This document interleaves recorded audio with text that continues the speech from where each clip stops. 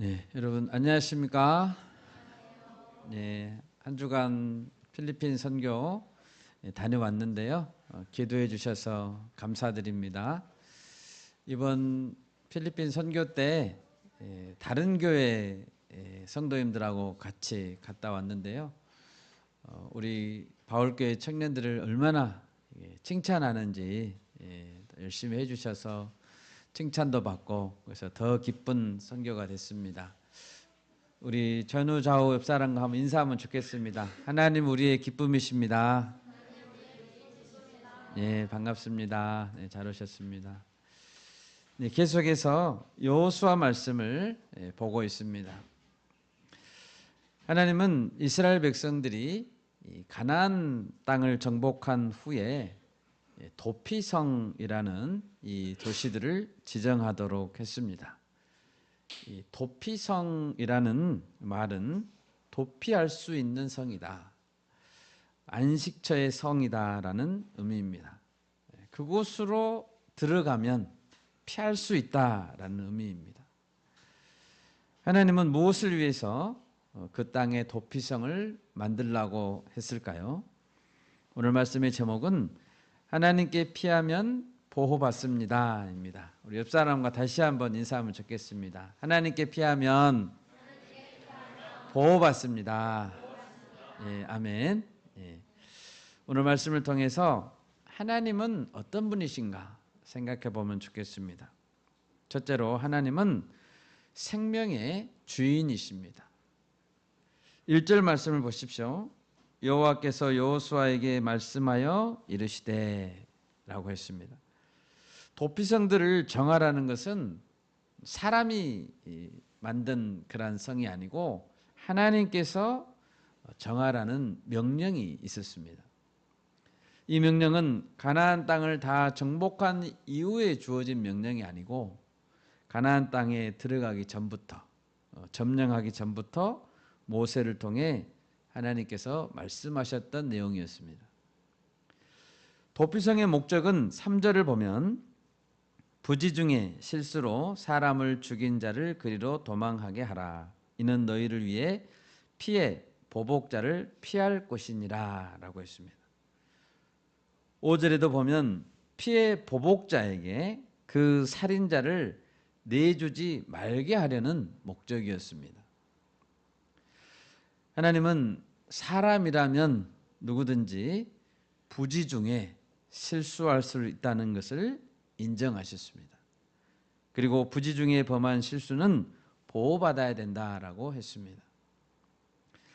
어떤 경우가 이렇게 부지 중에 살인을 한 경우일까요? 우리 신명기 19장 5절을 찾아보겠습니다. 구약성경 291페이지입니다. 신명기 19장 5절 말씀. 부지 중에 살인한 경우를 한번 찾아보겠습니다. 같이 읽겠습니다.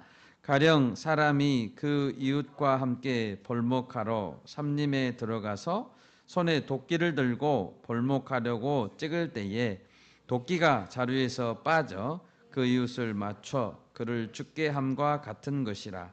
이런 사람은 그 성읍 중 하나로 도피하여 생명을 보존할 것이니라. 아멘. 여기서 우리가 알 수 있는 중요한 사실은 하나님께서는 생명을 소중히 여긴다는 사실입니다. 하나님께서 피해의 복수를 막으시고 한 생명이라도 억울하게 죽임을 당하지 않도록 보호하신 것은 모든 생명이 하나님 앞에 귀한 생명이기 때문입니다. 창세기에 보면 하나님은 자기의 형상을 따라 사람을 창조했고 남자와 여자를 창조했다라고 했습니다. 모든 사람이 존귀한 이유는 하나님의 형상을 따라 지음을 받았기 때문입니다. 창세기 2장 7절을 보면 여호와 하나님이 땅의 흙으로 사람을 지으시고 생기를 그 코에 불어넣으시니 사람이 생명이 되니라 라고 되어 있습니다. 하나님께서 불어넣은 생기가 사람을 사람 되게 했습니다. 하나님께서 코에 생기를 불어넣기 직전까지 사람은 살아 있었습니까? 죽어 있었습니까? 예, 죽어 있었죠. 생기를 불어넣기 전까지 사람은 흙덩어리에 불과했습니다. 움직이지 않았습니다. 하나님께서 그 코에 생기를 불어넣기 전까지는 생명, 살아있는 존재, 생명체가 아니었습니다. 그렇기 때문에 하나님의 생기를 가진 모든 인간은 하나님께서 그 주인이 되시는 것입니다. 이번에 필리핀 단기 선교에서 느낀 점들이 많이 있지만 제가 놀란 것은 거기에 많은 사람이 있었다는 사실입니다. 아이들도 많았고 진료를 받으러 온 임산부들도 많이 있었습니다. 필리핀의 인구가 얼마나 되신 줄 아십니까? 필리핀의 인구는 1억 1천만 명이 넘습니다. 큰 인구를 가진 세계 13위의 인구 대국입니다. 저도 이번에 다시 한번 실감했습니다. 모든 거리나 마을에 사람들이 많아요. 또 필리핀의 청소년 세대는 영어를 자유자재로 쓸 수 있는 사람들입니다. 이것을 볼 때 필리핀의 큰 잠재력, 만약에 이 필리핀 사람들이 복음으로 변화된다면 세계를 말씀으로 먹일 큰 제사장 나라가 될 것이다 라는 생각이 들었습니다. 그러니까 필리핀 선교사님들 우리가 지원해야 되겠죠. 모든 사람의 생명은 하나님이 주인이십니다. 아멘. 우리의 생명, 또 필리핀의 생명, 어떤 나라의 생명들도 다 하나님이 주인이심을 믿습니다. 구약 성경에 보면 사무엘이라는 인물이 나오는데 그의 어머니 이름은 한나입니다. 이 한나라는 여인에게는 처음에 자식이 없었습니다. 태의 문을 닫아 자식을 낳지 못하게 하신 분이 하나님이었습니다. 사무엘상 1장 6절을 제가 읽겠습니다. 여호와께서 그에게 임신하지 못하게 하심으로 그의 적수인 브닛나가 그를 심히 격분하게 하여 괴롭게 하더라. 한나가 임신하지 못하는 이유는 왜 그랬습니까? 여호와께서 그에게 임신하지 못하게 하셨다라는 것이죠.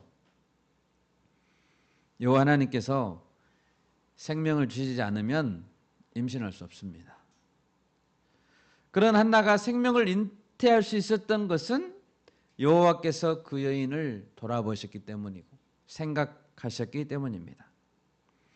한나는 사무엘을 낳고 나서 생명의 주인은 여호와 하나님이라는 사실을 찬양했습니다. 우리 다 같이 한번 찾아볼까요? 사무엘상 2장 5절입니다. 사무엘상 2장 5절. 구약성경 410페이지에 있습니다. 사무엘상 2장 5절에서 7절 말씀입니다. 우리 같이 읽습니다. 풍족하던 자들은 양식을 위하여 품을 팔고 줄이던 자들은 다시 줄이지 아니하도다. 전에 임신하지 못하던 자는 7을 낳았고 많은 자녀를 둔 자는 쇠약하도다. 여호와는 죽이기도 하시고 살리기도 하시며 수월에 내리기도 하시고 거기에서 올리기도 하시는도다. 여호와는 가난하게도 하시고 부하게도 하시며 낮추기도 하시고 높이기도 하시는도다. 아멘. 그러므로 어느 누구도 생명을 함부로 다룰 수 없습니다. 하나님의 허락이 없이는 한 생명도 저절로 우연히 만들어지지 않습니다. 또한 하나님의 허락한 절차가 없이는 한 생명도 함부로 죽일 수 없는 것입니다. 내 생명이 소중한 만큼 이웃의 한 생명도 소중하고 부유하고 높은 자리에 있는 자가 소중한 만큼 가난하거나 낮은 자리에 있는 생명도 똑같이 소중한 것입니다. 여러분, 이스라엘 백성들은 지금 가나안 민족들과 싸웠죠. 많은 전쟁을 하고 많은 생명을 죽였습니다. 그리고 그 땅을 정복했습니다. 그런데 그 이유는 그 생명이 가치가 없기 때문이 아닙니다. 그들의 생명도 가치가 있었습니다. 그런데 정복 전쟁이라는 것은 죄로 물든 그 땅을 거룩한 땅으로 회복시키기 위해 내려진 하나님의 심판이었기 때문에 그들이 정복 전쟁을 했던 것입니다. 보다 큰 의미에서 이 땅의 생명들을 지키기 위함이었습니다. 도피성에서 얻을 수 있는 첫 번째 교훈은 하나님은 모든 생명의 주인이라는 사실입니다. 두 번째로 하나님은 생명 보호의 내용과 절차를 구체적으로 결정하셨습니다. 생명의 주인이신 하나님께서 각 사람을 보호하기 위해 마련하신 도피성의 구체적인 내용과 절차를 살펴보겠습니다. 먼저 도피성은 한 곳에만 있지 않았습니다. 한 곳에 몰려 있지 않고 이스라엘 백성들이 어느 곳에서 살든지 쉽게 도달할 수 있는 곳에 하나씩 흩어져 있었습니다. 접근성에 있어서 용이했고 지역적으로 누구에게나 평등했습니다. 신명기 19장 찾아보겠습니다. 신명기 19장 3절. 신명기 19장 3절 291페이지에 있습니다. 구약성경 291페이지 19장 3절 같이 읽습니다. 네 하나님 여호와께서 네게 기업으로 주시는 땅 전체를 세 구역으로 나누어 길을 닦고 모든 살인자를 그 성읍으로 도피하게 하라. 이 도피성은 요단강을 중심으로 해서 동쪽에 세 곳, 서쪽에 세 곳 이렇게 가나안 땅 전역에 걸쳐서 골고루 나누어 분포되게 했습니다. 본문에 보면 요단강 서쪽에는 게데스, 세겜, 헤브론, 동쪽에는 바산 골란, 길르앗 라못, 베셀 이렇게 총 6곳이 분포되어 있었습니다.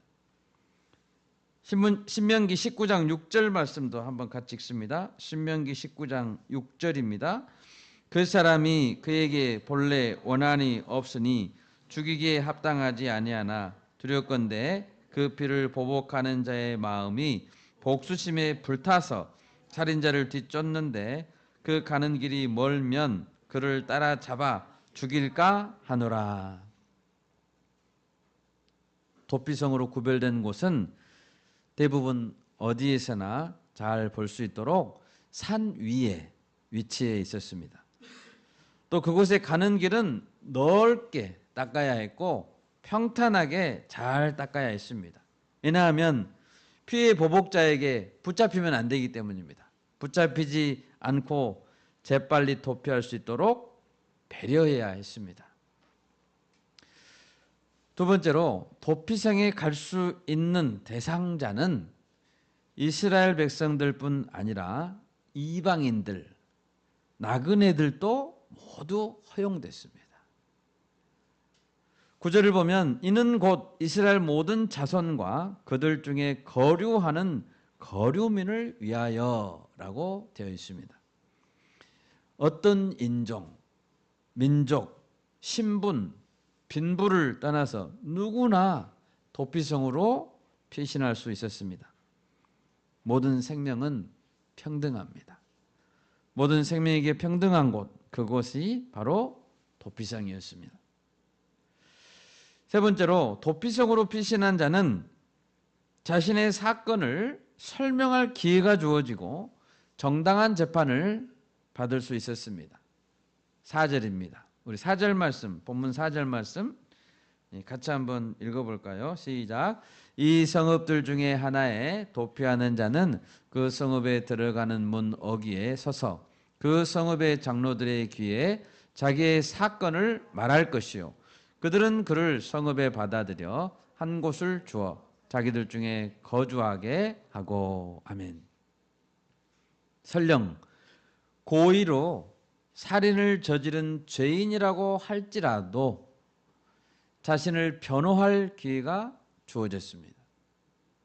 어떤 살인자라도 정당한 재판을 받기 전에는 결코 죽임을 당하지 않도록 했고 함부로 대우받지 않도록 했습니다.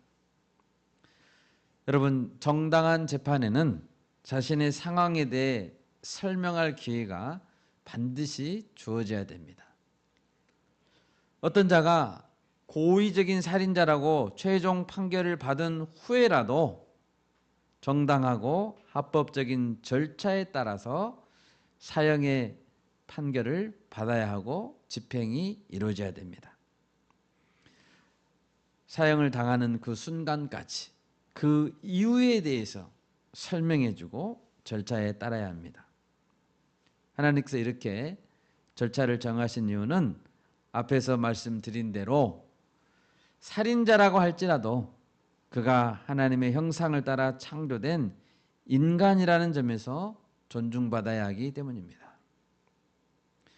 우리는 어떤 이유에서든지 무턱대고 내 임의대로 피해 보복을 할 수 없습니다.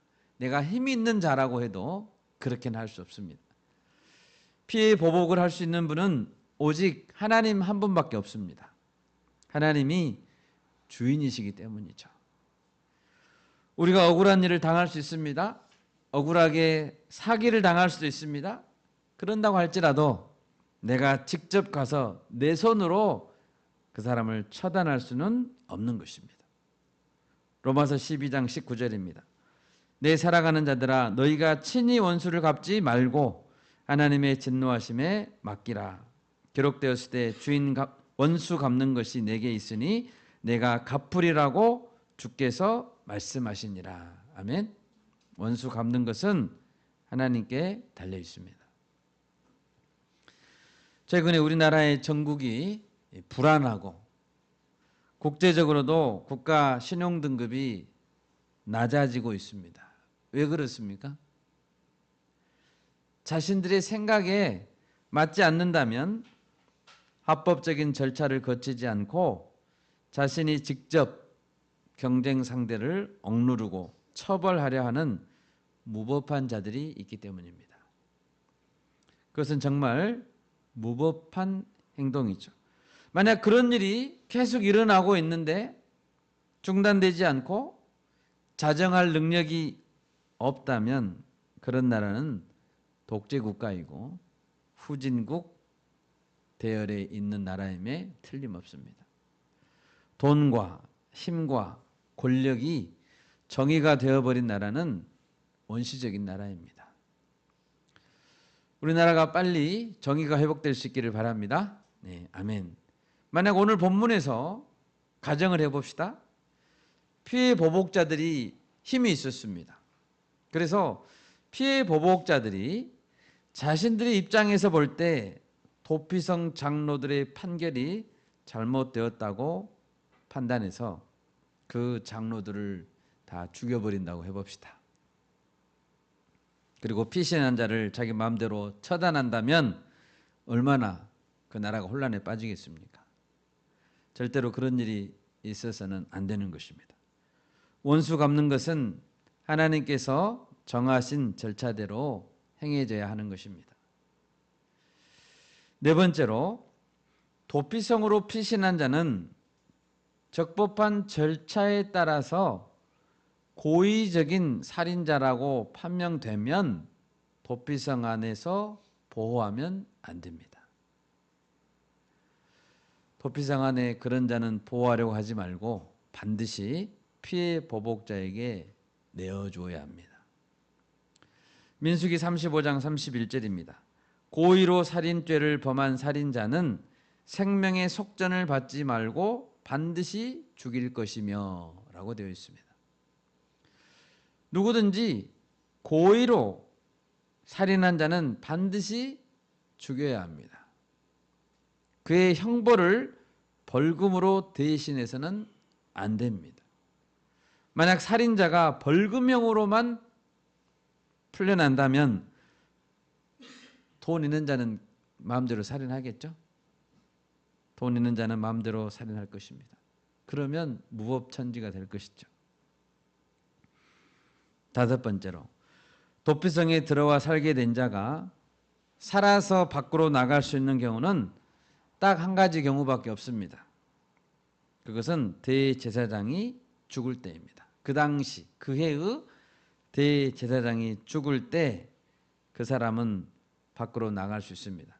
대제사장이 죽게 되면 모든 도피성 안에 있던 자들은 다 석방됐습니다.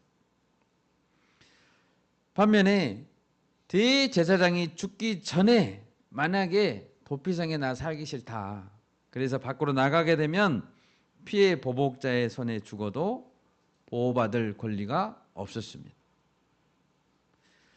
여러분, 얼마나 질서 있는 보호제도입니까? 하나님께서는 우발적인 살인자를 보호하실 뿐만 아니라, 우발적인 살인자도 보호했습니다. 뿐만 아니라 피해 보복자도 보호했습니다. 피해 보복자가 감정이 올라와서 복수심에 불타서 이 살인자를 죽이는 것, 그것도 하나님이 막았습니다. 그것은 피해 보복자를 보호한 것입니다. 하나님은 우리의 생명을 보호하시되 합법적인 절차와 내용으로 보호하십니다. 가나안 땅을 정복해 가면서 외부의 적들과 싸웠던 이스라엘 백성들이 이제 이루어야 할 것은 성숙한 공동체입니다. 성숙한 공동체를 이루어가는 길은 도피성이신 하나님 안에서 서로를 용서하고 직접적인 복수를 하지 않고 불신과 폭력을 내려놓고 서로를 보호하는 것입니다. 크게 셋째로, 하나님은 도피성 제도를 통해서 그리스도가 어떤 분인지를 설명해 주셨습니다. 도피성 제도는 훌륭한 사법 제도를 넘어서 그리스도의 대속의 능력을 보여주고 있습니다. 사람을 죽인 죄를 지었던 자라도 대제사장이 죽으면 자유케 됐습니다. 대제사장이 죽었다면 그 죽는 시점이 살인자가 도피성에 들어간 지 10년째가 됐든지 10일째가 됐든지 심지어 단 하루밖에 지나지 않았다고 할지라도 대제사장의 죽음은 모든 죄를 깨끗하게 씻어주는 효력이 있었습니다.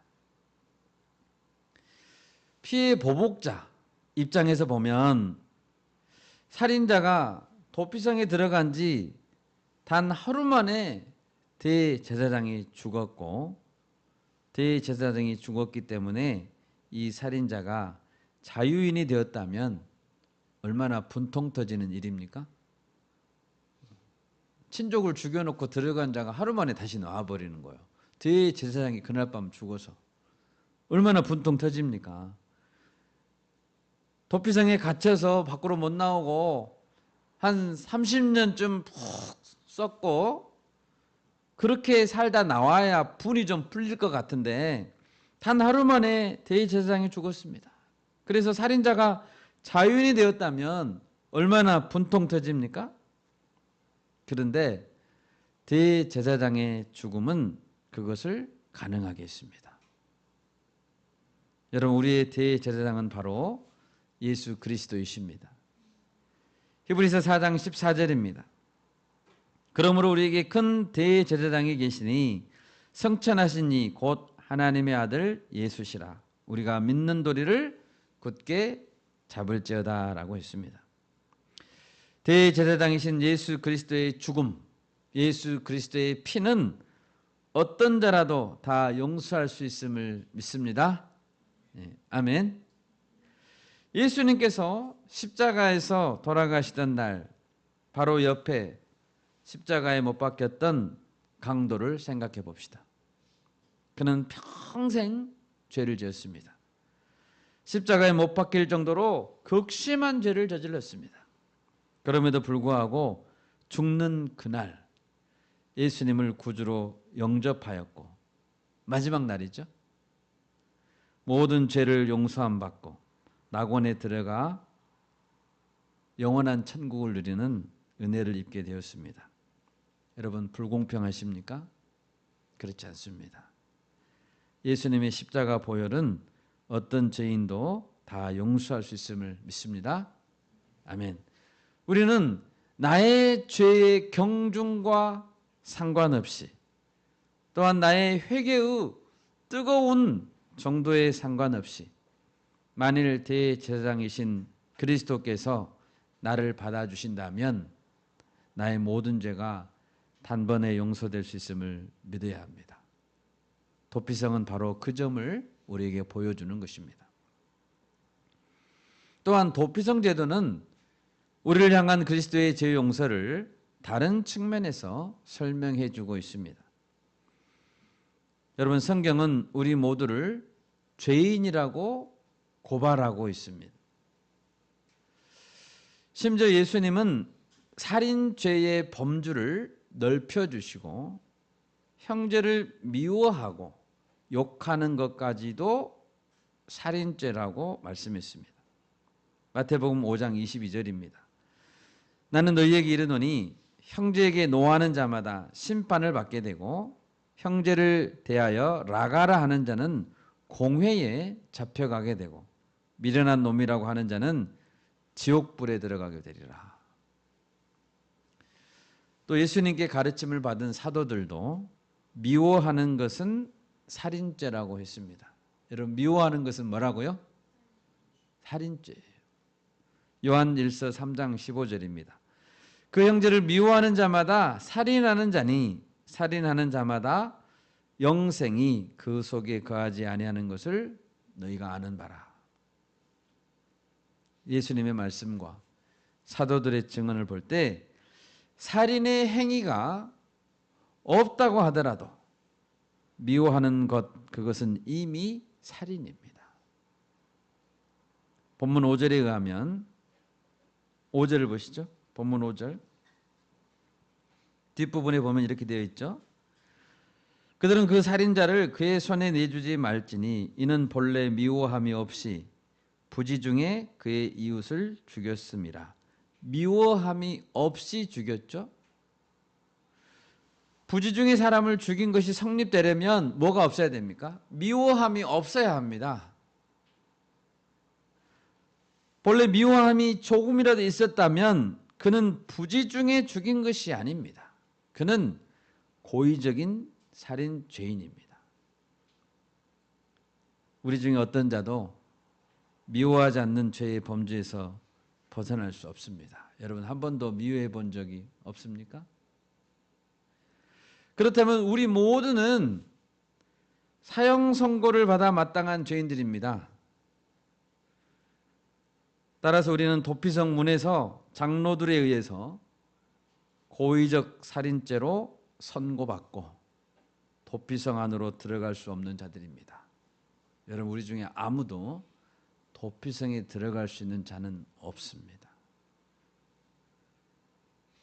도피성에 들어가는 것이 허락되지 않는 자들은 어떻게 됩니까?